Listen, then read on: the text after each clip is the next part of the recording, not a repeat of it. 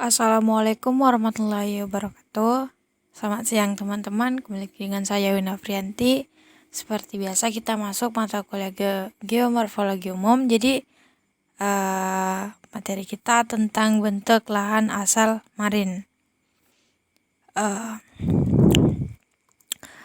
Nah, yang akan kita bahas ada beberapa. Yang pertama, apa sih itu pengertian bentuk lahan asal marin? Jadi, bentuk lahan asal marin adalah bentuk lahan yang terdapat di sepanjang pantai. Proses perkembangan daerah pantai itu sendiri sangat dipengaruhi oleh kedalaman laut. Semakin dangkal laut, maka akan semakin mempermudah terjadinya bentang alam daerah pantai. Dan semakin dalam laut, maka akan memperlambat proses terjadinya bentang alam di daerah pantai. Kemudian bagaimana proses terbentuknya?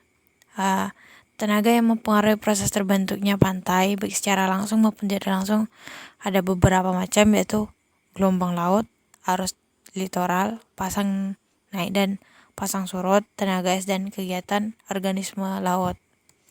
Kemudian bagaimana bentuk-bentuk lahan asal dari marin tersebut? Pertama ada gisik. Gisik itu merupakan terdiri dari endapan material pasir dan terletak pada wilayah pantai. Gisik bertopografi datar dan dengan material pasir kasar hingga halus. Kemudian ada beting gisik. Beting gisik merupakan endapan marin yang terdiri dari material pasir, baik kasar maupun halus, membentuk semacam pematang. Kemudian ada spit. Spit ini adalah endapan material pasir yang memanjang pada bagian tepi daratan dan terus mengalami perkembangan dan menyebabkan perubahan arah pesisir. Selanjutnya ada kuspet foreland.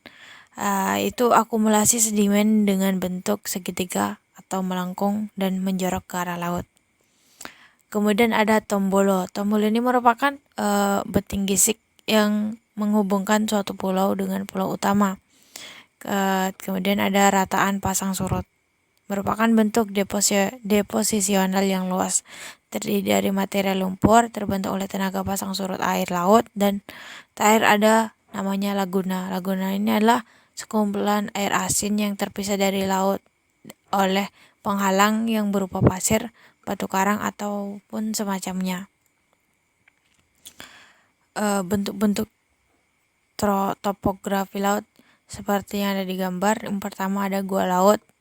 Gua laut itu terbentuk karena cliff mengalami erosi bawah atau undercutting oleh pukulan gelombang arus.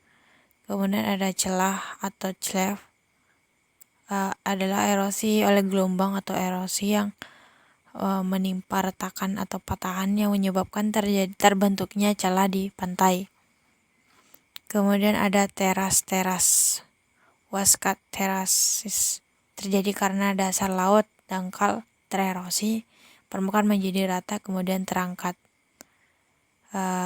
Tadi itu bentuk-bentukan hasil erosi. Sekarang bentuk-bentuk sisa erosi. Yang pertama ada cliff, adalah dinding terjal pantai sisa dataran yang terkikis oleh gelombang. Kedua ada stek, yaitu tiang-tiang baru yang terpisah dari dataran karena terkena gelombang, jadi terpisah dengan dataran. Kemudian ada arch, adalah berlubang tembus sebagai akibat gelombang, karena terkena terjalan dari gelombang. Kemudian keterkaitan bentuk lahan marin terhadap manusia. Di daerah laut yang dangkal seringkali dimanfaatkan sebagai tambak ikan. Selain itu, wilayah laguna juga dapat dimanfaatkan sebagai tambak ikan. Di wilayah gisik dan beting gisik sering dimanfaatkan sebagai tempat wisata dan tempat bersantai. Kemudian bentuk lahan tombolo yang sudah terbentuk secara penuh dan sudah terhubung dengan pulau utama seringkali dimanfaatkan sebagai wilayah permukiman dan lain-lain. Baiklah, sekian untuk materi kita hari ini. Semoga materi ini bermanfaat bagi saya khususnya dan bagi yang belajar materi ini. Semoga konten yang saya buat ini bermanfaat. Saya akhiri, wassalamualaikum warahmatullahi wabarakatuh.